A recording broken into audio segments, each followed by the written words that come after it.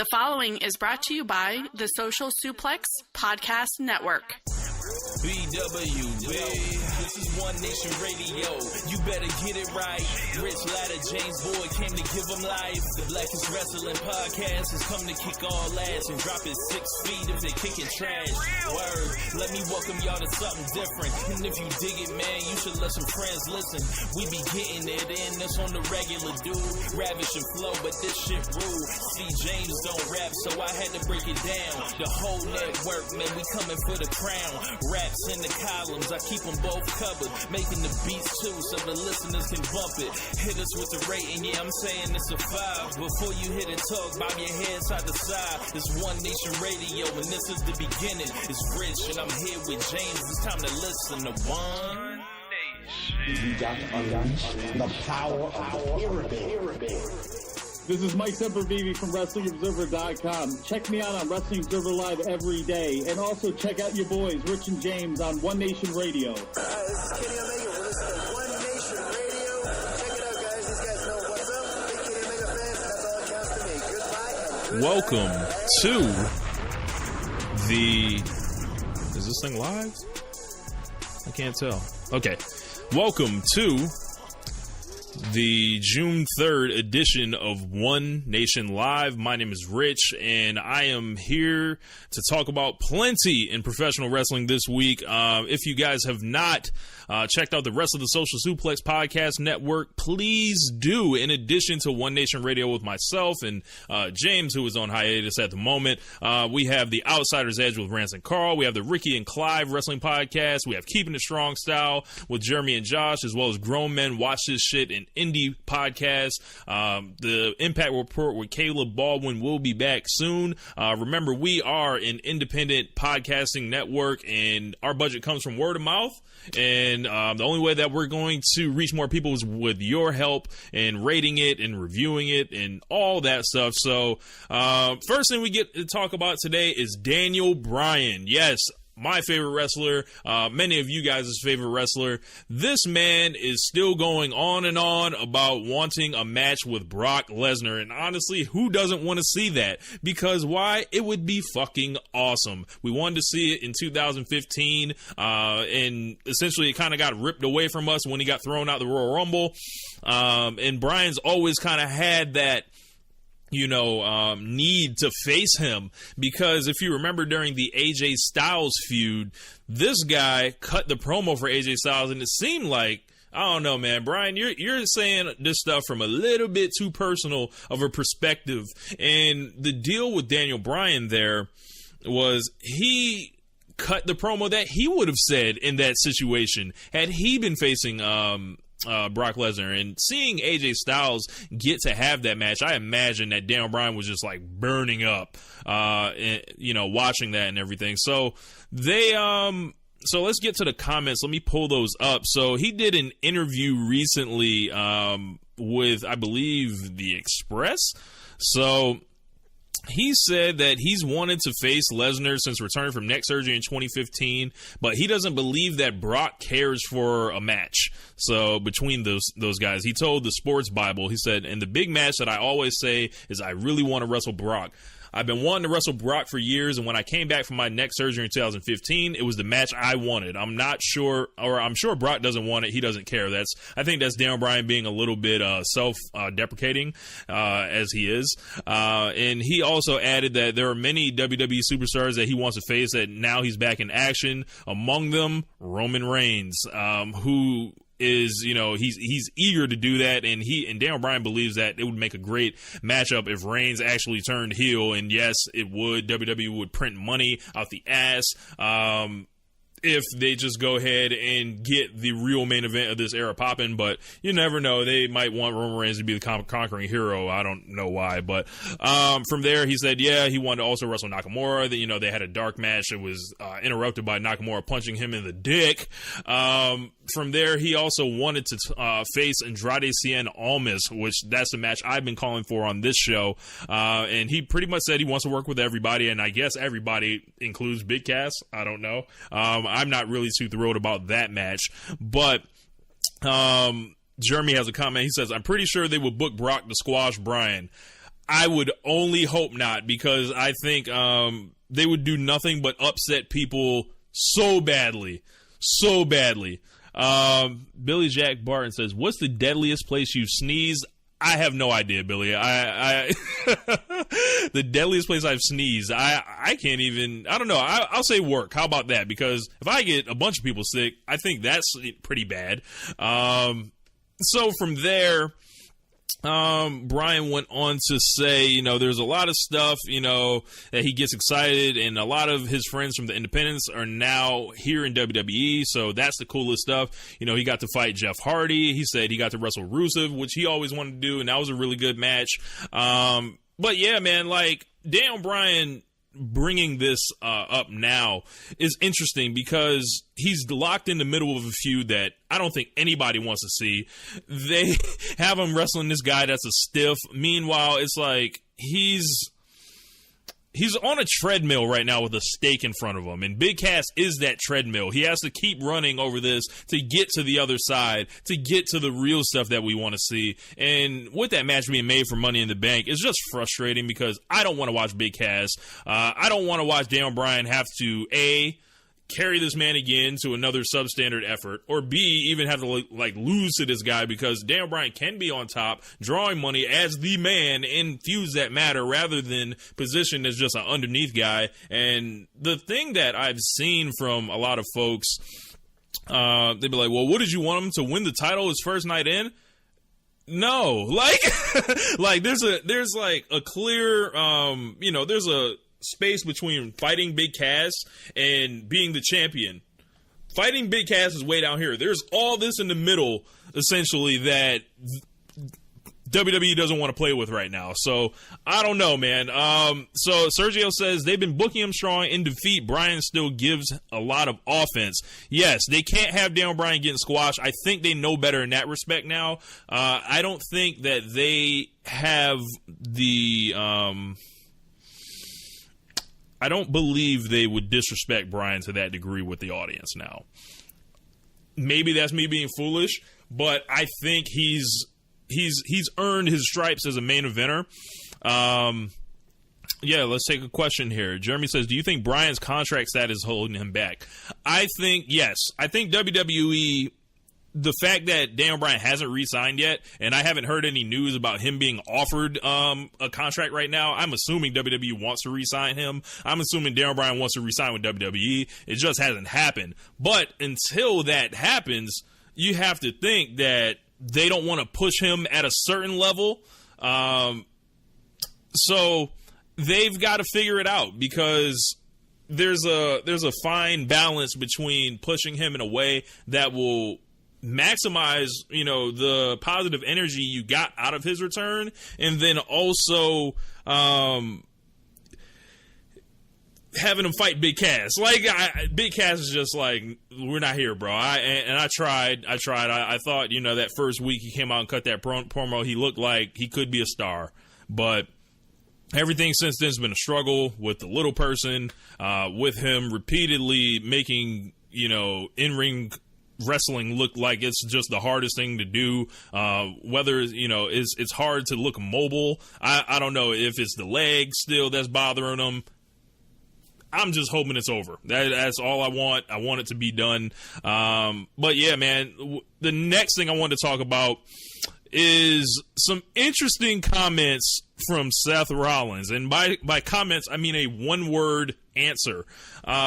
He was doing an interview with Give Me Sport, I believe, and he was essentially doing like a rapid fire round. So Seth Rollins came out there, and he, you know, they asked him point blank, should The Undertaker retire, yes or no? And then he was like, yes. And I just want to say to Seth Rollins right now, Seth, you are the fucking man for keeping it a buck. Because we all know. We know what this looks like. The Undertaker clearly, I don't know if he just couldn't go at WrestleMania or what it was, and we're going to get to that with the John Cena comments. But this dude's washed. He's just hanging out. They, you know, it's cool to see The Undertaker, yeah, but like, it was cool to see him last year too, and the year before that. and the year before that. And it's just him showing up every year is just depreciating. We're never getting another great Undertaker match at this rate. Anyone wants to argue with it, bring it, because like it's been so long since we've seen anything that's above, barely replacement level. Like the Rusev match was essentially just a regular standard like 2-star match. And if the Undertaker, he made these comments a while ago, like, he doesn't want to become a parody, and the day he does that, he'll walk away. But I don't know if it's like Vince not letting him go or the Undertaker not letting it go, but somebody had to speak the truth, and I'm glad Seth Rollins like kind of did that. Just like, and Rollins didn't say it in a disrespectful manner. He didn't come out and say, yeah, dude is washed, he needs to wrap it up. He said, yeah, man, he needs to retire. Like, yes, like, and I think they caught him in a moment of just honesty, because so many folks in WWE, they make these comments like in interviews and all that, and then we can see through what's kind of like a company line and also what's kind of like, this dude might have said something. I know Seth Rollins saying the Undertaker should retire is not a company line, regardless of how anyone wants to spin it. So hopefully he doesn't get in trouble, because he's clearly been the Wrestler of the Year, which we'll get to more on this in a minute. But I think, he has to just continue his epic performances, and then hopefully this will, make sure it'll go away. What up, D-Mac on YouTube that's tuned in. First time he was able to catch me live. I appreciate this. The first time going live on this platform. So if you ever wanted to catch me live, check out the Wrestling Square Circle Facebook group. So let's see what we got here. Santos says he's becoming a mascot, which is horrible after what he's done. Yes. And the fact that The Undertaker has just continued to like occupy that space, they won't let anyone take that space from him either, which is troubling. And it's like, where's the future? And why do we need this? And I think WrestleMania 34 went to a certain level to kind of establish that, but they just couldn't like rip the Band-Aid off. It's like, don't use them. Just leave them off the show. It's okay. I promise you, we're in good hands at this point. The quote-unquote most loaded roster ever should be able to handle it if they're not crippled by booking. So, moving on from that, John fucking Cena. My God. I saw these comments, and normally I'm riding with anything that John Cena got to say. I'm a huge fan of his as a wrestler and what he's done as a top guy for, I always say this, it's like Jay-Z. There's never been someone this good for this long. As a main event guy that's consistently been someone that you can absolutely build a company around, there's almost like, he's second to none and all that. So, okay, Brooklyn Ike. Okay, yeah, I see you. Yeah, man, so let's get into these comments. So he said that his match against The Undertaker at WrestleMania 34 should serve as a message to the WWE locker room about being happy with the role you're given. Now, we'll get into why this is kind of contradictory after I read his comments. So if you see me looking down, don't mind me. So basically, he talked with Sports Illustrated about his WrestleMania match, and he said that you have to sacrifice yourself sometimes for the good of the team. Understandable.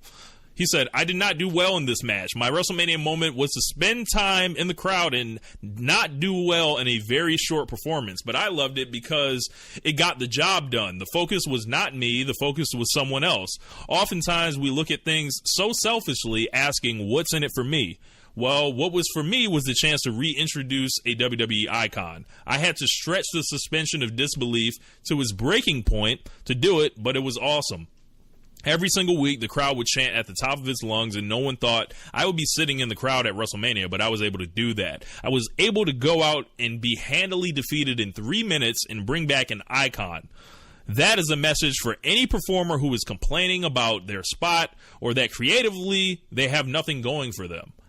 He said, I've been first, I've been in the middle, and I've been last. I just want to go out there and do something. There are performers who share that my ideology, with The Miz being one of them. That's why he's skyrocketing into a new bracket as we speak, and I can't wait to see what he does next week. But there's also a lot of disdain and complacency. You should be happy with any sort of role, even if it's getting your tail kicked in. So, where do we begin? So, the definition of complacency, let's pull that up real quick. Complacency definition. I want to read this and see what is defined of. It says a feeling of smug or uncritical satisfaction with oneself or achievements. So what do you say to the people that want more? Are they being complacent too? It's like, yo, how can you tell the roster and say that people are being complacent and then also say, hey, just be happy with the role that you're given? No, we want your role. We want to be on top. We want to get those main event opportunities. I don't understand when he's talking about guys that are quote unquote in the middle or girls that are in the middle and not on top or anything like that. Do you think they want to be there? Now, maybe Cena has a level of insight that we obviously don't have because he actually interacts with these people and he sees it from his experience level and everything like that. But it sounds like pure bullshit. Like, yeah, y'all need to be happy with what y'all got, accept this meal, accept this, this lower position, but don't be complacent about it. It's like, nah, I want to go out there and get it. And you know how WWE works. These people are not getting the opportunities. They're not getting the TV time. Even though WWE has massive amounts of television time, we're still finding ways to say, yeah, we only have this much time on a card. We only have, a certain amount of time on Monday Night Raw. It's how they use the time. They don't maximize the time. That's not the other wrestlers' fault. That's the company's fault. So with Cena, I don't expect Cena to ever come out in public and take shots at the company. And this is like an easy way for him to basically like, yeah, and this is Cena being older now. It's like, yeah, y'all young dudes, y'all ain't hungry like I was. Well, no fucking shit, John. They also don't have the level of freedom that you had in your day. So I don't know. It was just, I read those comments and I was like, this is nuts. Let's go to a couple comments here. Santos says, I felt that, and this is talking about the Cena and Undertaker match. He said, I felt that match was like the two kids in class who had no friends, and when the teacher says, pick a partner for the project, everyone runs to their friends, and they looked at no one, and at the end they looked at each other and said, screw it, let's work together, and that's how that match was set up. That's a great analogy, Santos. Sergio says, in every match before his own during WrestleMania, WWE made to feature him with randomly no reasoning. Yeah, he got nothing from that spot. Yeah, he was still all over everything. If you guys have listened to One Nation Radio, I've made the case that this entire WrestleMania build was built around John Cena because the whole thing was everything falling into place after him. And it was like, yeah, he couldn't be in the WWE title match, so the match got locked in to be AJ and Nakamura. He couldn't win the Royal Rumble or the Elimination Chamber match, so the match had to be Brock Lesnar and Roman Reigns. He couldn't do anything else. He didn't even enter the Andre the Giant, so he quote-unquote cracked and challenged The Undertaker. It's like, yo, not everyone else is even going to get to do that, so what are you saying? I don't get it. I thought the comments were short-sighted, so let's read a couple more of these comments here. So from Sam Brown, he says, some people are happy with taking a paycheck and not extending themselves. I work with them every day at my work. Going to the top takes risk. You're correct, Sam, because like I said, Cena probably has a view into these people that we don't have, right? But I think when you tell people, like when you've had all these opportunities like Cena's had, and these people are clearly operating under a different set of rules than he had to operate under, in a way, I don't understand how he's in a position to talk to them or call them out for being lazy and complacent when if they could go out there without, the fear of being fired or having their TV time completely like slashed, I think they would. if you're telling me that, someone like Seth Rollins doesn't want to go out there and really go for it, if you're telling me someone like Ambrose doesn't want to go for it, I'm not going to believe you. Another comment from Sang said the crime is when there is someone with fire that they hold back. Who do you think someone that they may be holding back is? I'd be interested to hear that, Sam. Santos, he says, if I can be honest, I think as hard as Cena has worked, he deserves to get a final run, beat Flair's record. You get mad as hell for this, but he has worked his ass off. Yes, if you guys have not checked out Sam Brown, he's in the comments right now on Facebook. He's writing a column on lordsofpain.net. It's called Yes Relived, and it's essentially about Daniel Bryan's entire rise between SummerSlam 2013 and WrestleMania 30. You guys should check that out. So some of the people he was saying were Dean Ambrose in 2016, Dolph Ziggler in 2014. Both agree with those. Dion Murphy says, WWE's issues are too many stars, so little writers with creativity. I think that comes down to Vince as well. It's like, the way they're doing things has earned them this money. They didn't I'm gonna clown later and say they finessed these networks, but they've earned that money because in the way they've earned it was operating this way. So I don't think they feel like they're not using people. So shout out, Sam. No problem, bro. So the other thing that I want to get to today, with the whole thing that, it is June now. We are 6 months into the year. So this is not like, this is the beginning of the year. We got plenty of time to figure this out for WWE. No! WWE this year has been shit from a creative standpoint. And it's like you had the all-time excellent Royal Rumble. What else you got? Don't worry, I'll wait. Elimination Chamber, WrestleMania, Saudi Arabia, Backlash. And in those, matches, in those pay-per-views, the match quality, we have not seen many, match of the year contenders. We have, the wrestler of the year conversation, I feel like is really muddy. And I'm going to go through I'm going to load up a few of the awards from the One Nation Radio Awards that we do at the end of every single year. And just going through, and I'll come back next week with the other half of those awards. But for my Ric Flair Wrestler of the Year thus far, the only people that I have nominated, and, the Ric Flair Wrestler of the Year is kind of like a combination of being a great talker, being a great wrestler, having the aura around you, the pageantry of professional wrestling, like Ric Flair. So we have AJ Styles. I feel like he's been the champion. He's been in decent enough matches, but Styles is not having a stellar year at all, as far as lighting it on fire and being hot. Seth Rollins, The Miz, Charlotte, and Braun Strowman. Everyone else is kind of muddy, and it's just I don't know, man. We don't really believe you at the moment. And out of that group, and these are just they're not nominations. This is just what I'm feeling so far going into the year.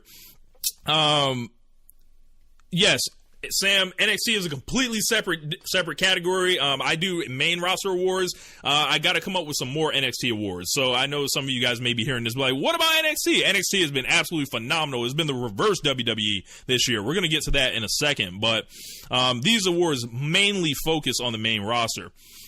So I had Styles, Rollins, Miz, Charlotte, and Strowman.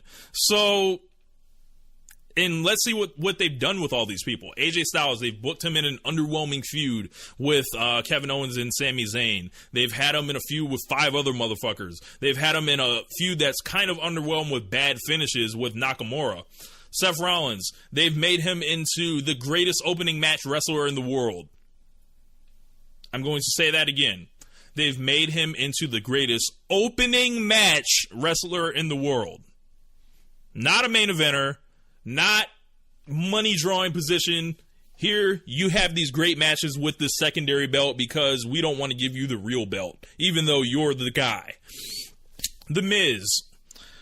won the Intercontinental title from Roman Reigns earlier this year, put in great performances at WrestleMania and also at Backlash, which is like, I don't know how he did that.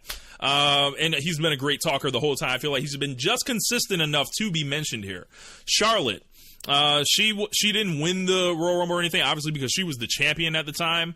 And she came out there and defeated Asuka, ended the streak, had the best match essentially at WrestleMania, to be argued, and also an incredible entrance. Like, when you think about pageantry, what pageantry has been better this year than Charlotte? And then they probably took the belt off of her and gave it to Carmella. So and then Braun Strowman, dude was an absolute killer going into this. We had a little bit of 2017 Braun Strowman in 2018, but they've kneecapped him so hard, like Dean Ambrose in 2016. You tell me Braun Strowman's complacent? You tell me Braun Strowman doesn't want it? No, he could have had WrestleMania and with him win the title, and everyone would have been just fine with that. So, it's crazy. Like, so 205 Live, we'll get there. I got to find a way to incorporate those guys in. So NXT needs to get emancipated from WWE. Dion Murphy says Mustafa Ali and Drew Gulak have been tearing it up. Correct. I just don't feel like they're in a position where people can see them. That's the only thing. They've taken these guys, the cruiserweights, off of Monday Night Raw the whole year, essentially. These guys are literally just a network show like NXT. So when they show up to these crowds, unless these people are watching the network regularly, they have no way to get promoted, essentially. It's like an indie promotion within WWE. So, Dion Murphy says, bullshit, burn it down. Sergio says they ruined Asuka, and Dion says Mella is money. Mella is money, but she is not a good wrestler. Sergio Parr says, I like what they're doing with Ronda. I like what they were doing with Ronda as well. I just feel like we don't have enough of a body of work yet. Maybe by the end of the year, we'll get her in that conversation. So, from there, and also looking at my YouTube comments, didn't Big Cass get some kind of heat for trying to take risks? Yes, he did. In Cass's situation, to be fair, they directly told him not to do that, and then he did it anyway. But as you did say, D-Mac on YouTube, he did try to take a risk. So, from there, yes, they have messed up Nia Jax. They messed her up this week when they turned her heel after being bullied. It's like, I don't understand. From there, the in-ring performer of the year. I have Seth Rollins, Finn Balor, Sasha Banks, AJ Styles, Asuka, Charlotte. So far, if we look at what each of them have done, as I mentioned, Seth Rollins has become like the best opening match wrestler in wrestling. He's looked great with the Intercontinental Championship, and he's had fire matches on TV with Finn Balor, as well as pretty much anybody that you line him up against, especially in that gauntlet match. I wrote a column about it if you guys want to go check that out. Finn Balor, he was in a lot of those matches. Sasha Banks, who has been everyone's best match, essentially, when in the women's division, like when Ruby Riott got hot a couple weeks ago, the triple threat, the match with Asuka, which I felt like, it could be argued to be just as good as the Charlotte Asuka match. AJ Styles still working at a decent enough level, but as I mentioned on the show last week, Styles, I feel like, is wrestling away right now where he's on top. So he's trying to stay there. Like, he's not trying to get to the top anymore. And happy birthday to AJ Styles, who just turned 41. Asuka, in-ring performer of the year nominee. That whole run from the Royal Rumble to Fastlane, where it was week after week of Asuka just going in there and kicking ass, definitely deserves to be mentioned as an in-ring performer of the year. And Charlotte, with that WrestleMania match, I think that counts a lot. And it's been such a weak year as far as top-end, performance in WWE in-ring. That's where we're at right now.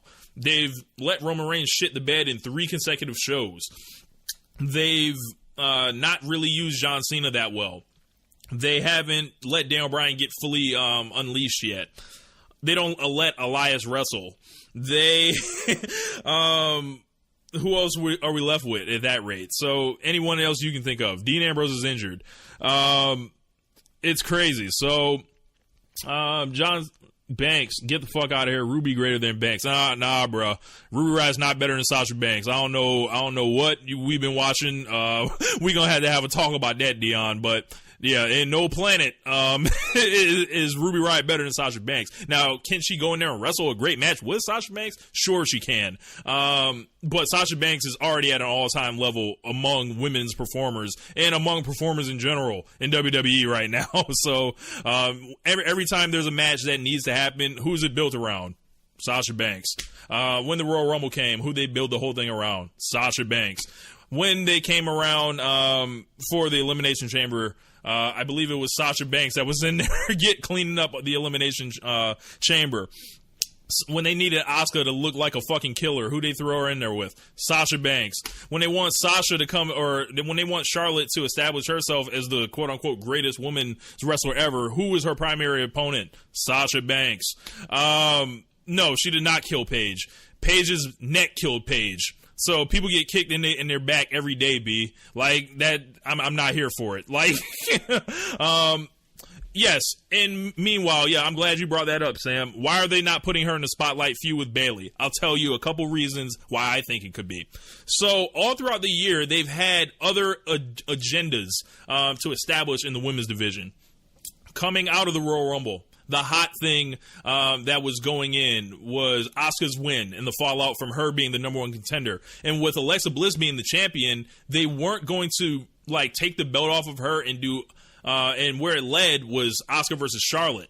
So Alexa Bliss's fuse was with Nia. So they didn't want to make that the number 3. Cool. Fine. As stupid as it was, even though Sasha versus Bayley was hotter, whatever.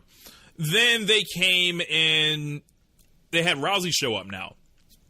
They can't officially get this rolling now because they're just in the middle baby faces that aren't going to command that attention because we've got a SmackDown Women's Champion in their match. We've got Ronda in her match now. And then it's the rest of y'all can get it like the Red Cross.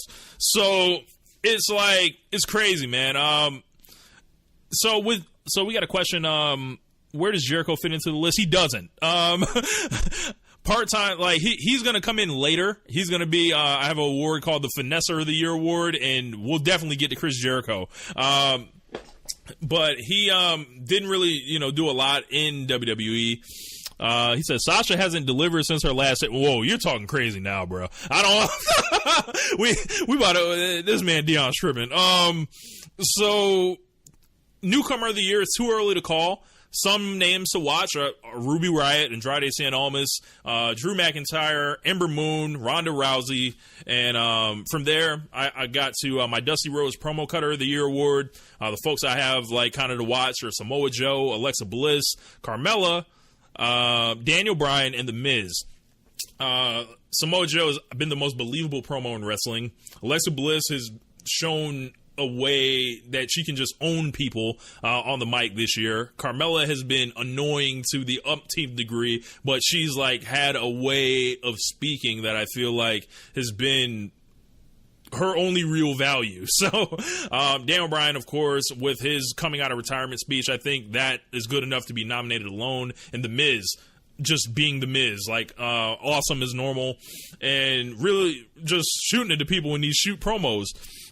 Who's not on the list? Paul Heyman. I'm not rewarding this repetition in these tired-ass promos. Roman Reigns, they fucked this guy a million ways, like, and gave him all this material that no one believes. I can't reward that. Rollins hasn't really had a chance to talk. AJ hasn't really talked. Nakamura hasn't really talked. Strowman hasn't really had to talk him into the building. So it's crazy. So let's see. Sam says, is it nuts that women can only have a feud when they have a title? Yes. And as far as, they've come with the women, they still haven't come that far. So, yes, Omega and Jericho will be a match of the year candidate for New Japan. Yes, it will, Jeremy. Yes, it will. And it's probably still the match of the year right now. So I don't know. There's been a lot of great stuff in New Japan. Nakamura, he doesn't speak English, as Jeremy says. So that's great. So from there, let's see. We got the Miss Elizabeth Woman of the Year. That award is being retired. We're changing it to Best Women's Wrestler. So it's just been the Woman of the Year before. Now it's Best Women's Wrestler. And I think there are only like 3 nominees right now. Maybe 4. I'll go 4. So I've got Charlotte, Sasha, Asuka, and Ruby Riott.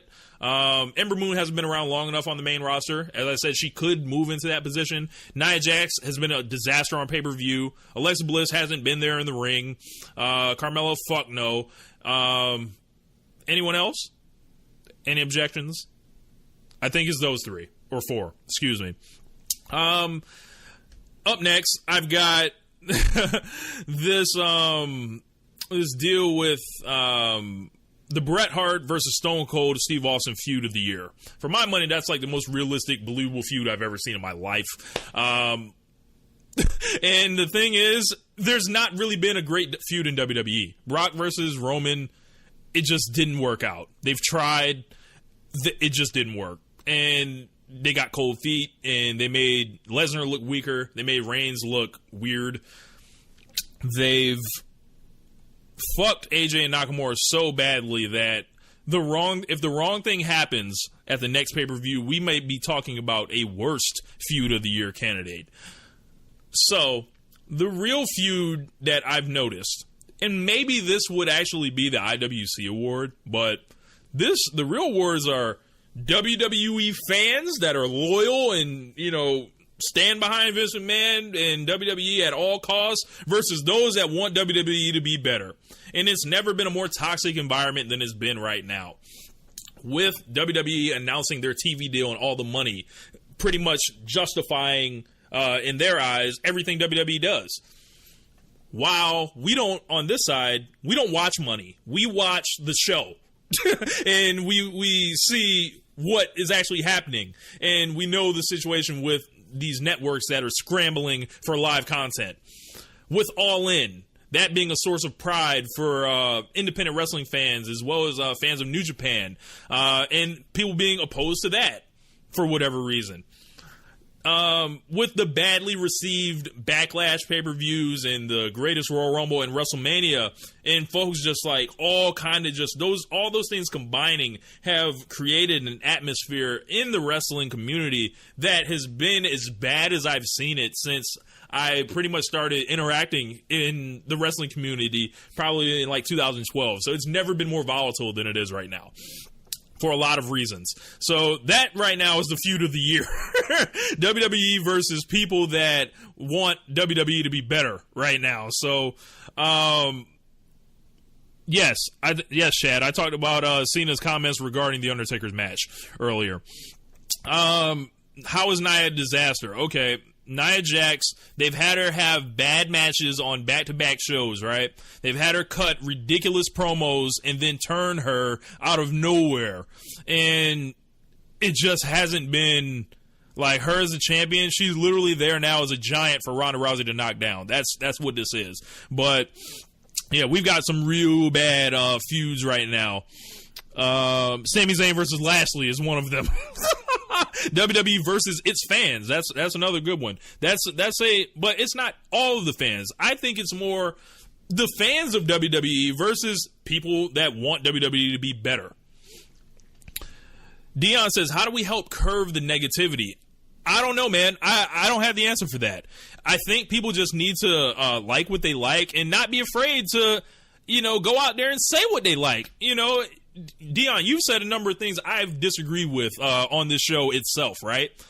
There's nothing wrong with that. We can talk about it, and it's cool. But the thing that happens is people, when you want to talk about how good wrestling is, right, and how good the show is, once you start bringing up things that have nothing to do with how the show is, it's like, yo, you're moving the goalposts. It's like, yeah, well, they got X amount of money doing it this way, dollars moving it this way. Like, that's fucking great for them. They're running a successful business, right? But I think people feel so strongly about wrestling and where it needs to go in the future, where it's been in the past. And when they see these mistakes being made, it's like, yo,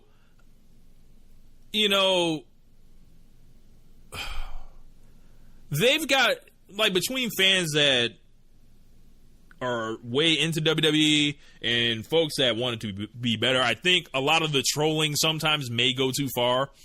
But I think folks need to really just champion what they like, and what will reign out, what will come out and be the top thing that everyone talks about will, be what it is, like normal. Like, All In has the juice one week and is the hottest thing on Twitter and in the community. It'll be that. It'll get that traffic. It'll do everything. If WWE comes out here and shits the bed and you get the reaction like Backlash, that's what was going to happen. To my credit, I didn't really see a lot of people defending Backlash. But the thing is, I think people want to attack each other more than what's actually happening in some cases. I think that has been the central struggle with WWE in relating to many parts of their fan base, because the way the TV money has come down now, a lot of folks that spent the most money are the hardcore fans, and they're going to have the loudest voice. But now that we're not this central income and everything like that to WWE, they may not necessarily care. Dion says, we need to remember that wrestling is storyline. We can't take it so serious. I mean, if I wasn't going to watch it on TV, I wouldn't take it serious. I take everything I watch on TV seriously. If I'm watching a movie, I want to know how good the movie is. I want to care and see everything make sense. And if this is something that we've grown up with, for a lot of us since childhood and everything like that, and they've seen it make sense and be good before, when it doesn't happen, it's there's a fucking disconnect. And it's I'm not just gonna turn away, because a lot of people are loyal to watching wrestling, whether it's WWE, and now a lot of folks are watching different kinds of wrestling. And outside of WWE right now is as hot as it's ever been, and some of that is attributed to how WWE is acting right now. So I don't know, man. It's very complex, because telling people don't take it seriously is, when they do take it seriously. Now, if it's just a person that's you're parachuting in on this shit, cool. But if you're taking this much time to watch, and for example, my boy Jeremy, if he watches Monday Night Raw, SmackDown, 205 Live, NXT, the pay-per-views, he watches on top of that New Japan, he watches Impact now, and as well as MLW, right? It's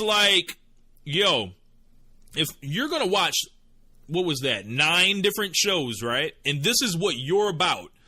This is the thing that excites you. Someone telling you not to take it serious, nah, bro, that's essentially and I don't want to say this like that, but this is my religion now.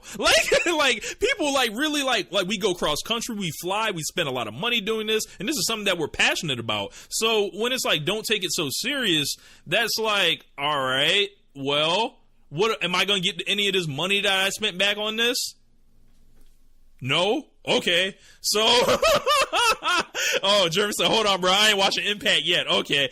Josh has told me you're about to start watching this, so I just threw that in there. So, Dion says, okay, hold on. Let's see. We've got some more comments here. Sam says, I'm all for taking the long view, but it is a struggle right now because there's little, actually shaping up, and with the most recent headline long-term story, Reigns ascending to the top, the WWE has pulled the rug out and they're acting in bad faith. Dion says, I hear you, but look at our last TV threads, so negative. I love WWE, but sometimes our negativity spreads. Sam says, you're correct here. And let's see, that damn Shun Yin versus Ali, Rosemary Spirit. Yeah, I don't know about Impact yet. So I'm sure Caleb will tell me when, I can expect, about the Impact and all that yet.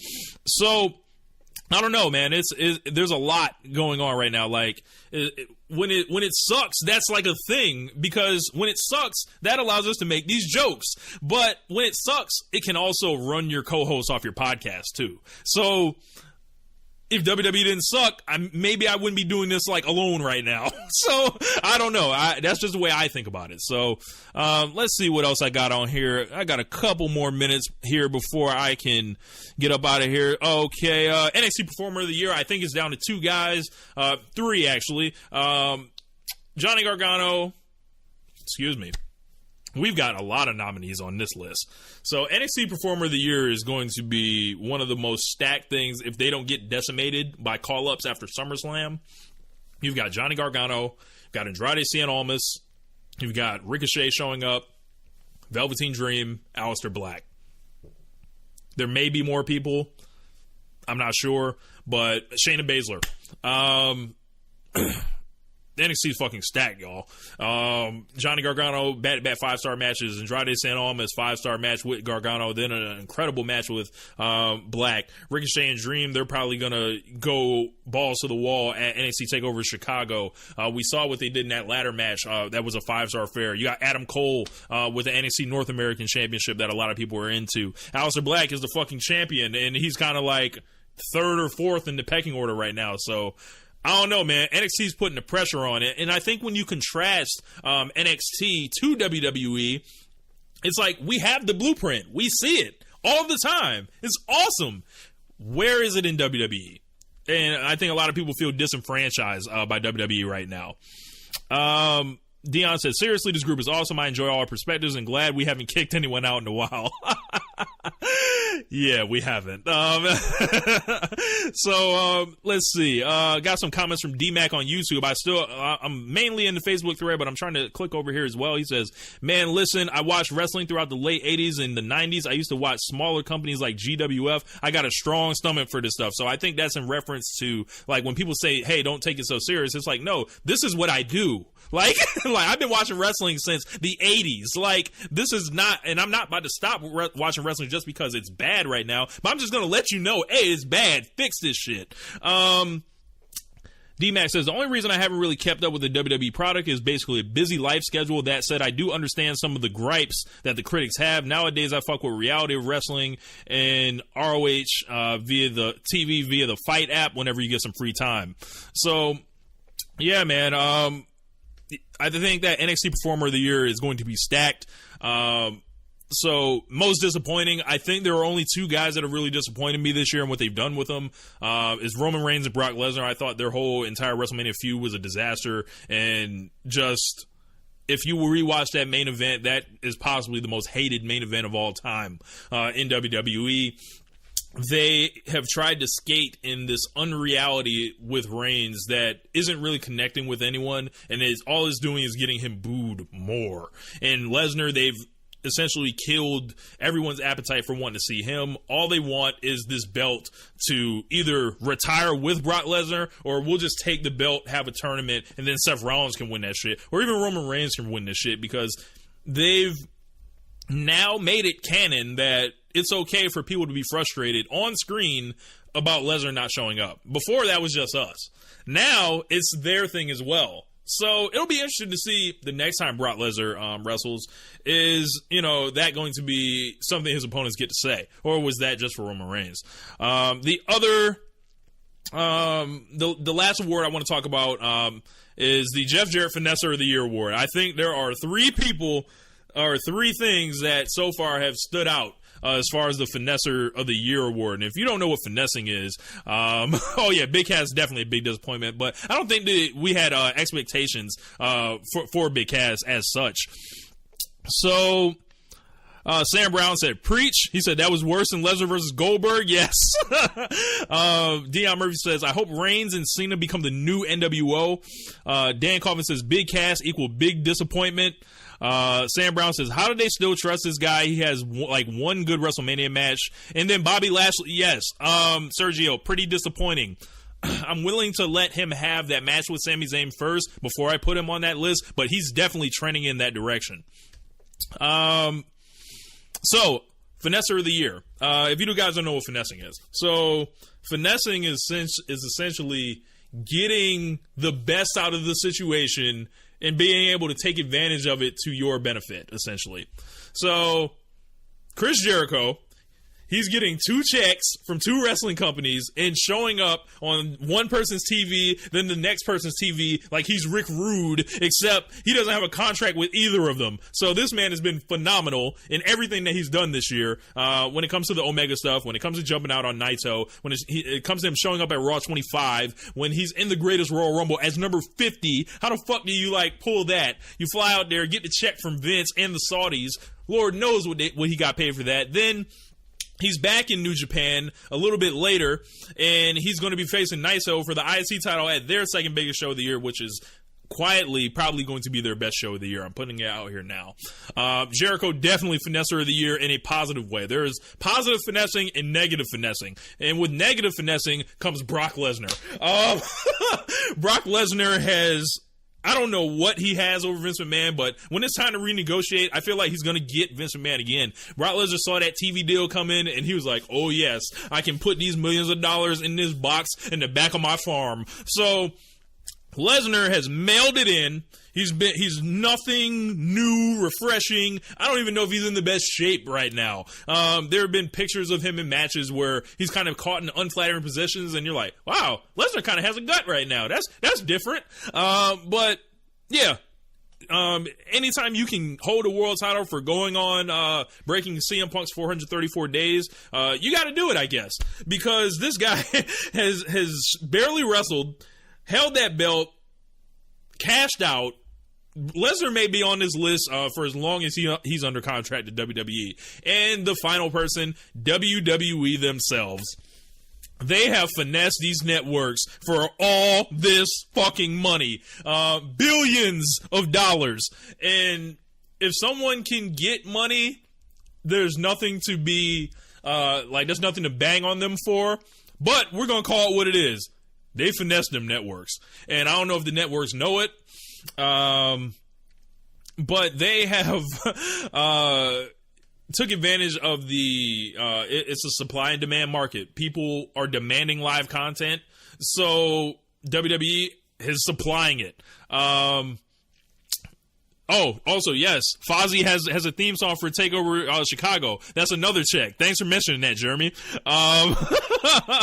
So Jericho is the finesser of the year. No competition from Jeremy. Dion Murphy says the B Squad, they might be able to turn that into something. If I see people actually out here, non-plants, wearing that B Squad shirt, yes, that is definitely finessing. Dan Coffin says Vince is getting more billions for trash. Ultimate finesse. Yes. Sergio says, would Dunn count or would he be under NXT? Yes, he'd be under NXT. This man said Brock is giving Vince that good D. This man's tripping. This man said, can we add Dana Warrior? Now, I don't know enough about her situation with WWE, but she's definitely getting a check. But that may be residual from Warrior, the company taking care of her. I don't necessarily think that's finessing. That's kind of like what she would have gotten anyway with Warrior being under contract as an ambassador for all that. So let's check YouTube. YouTube has nothing. But yeah, that is, WWE. Definitely finessers. Match recommendations this week. If you guys didn't see it, Cedric Alexander versus Buddy Murphy was fucking phenomenal. You can check out a lot of the Best of Super Juniors. I know this morning was Flip Gordon and Will Ospreay. I'm going to have to watch that. If you haven't watched Dragon Lee and Hiromu Takahashi, do that. Also, Hiromu Takahashi versus Sho was amazing. Ricochet versus Dijak. The 3-minute match, which is possibly the best 3-minute match you'll ever see in your life.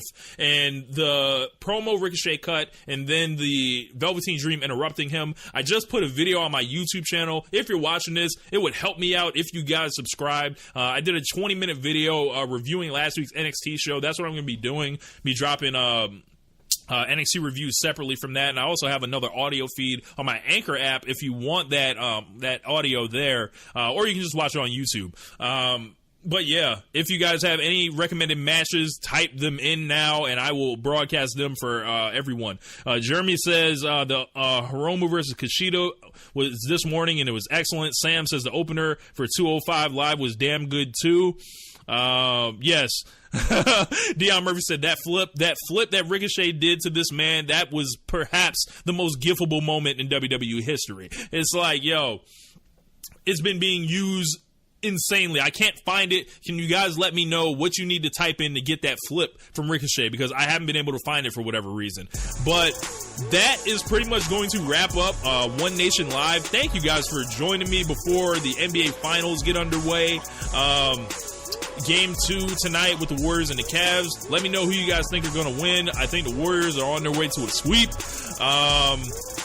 Yeah, so make sure you guys check out the rest of the shows on the Social Suplex Podcast Network. The Outsider's Edge with Rance and Carl, the Ricky and Clive Wrestling Podcast, coming to us over in Scotland. Keeping It Strong style, which will be, I think they'll be back Tuesday. If not, they may be later in the week. They have a Dominion preview coming up.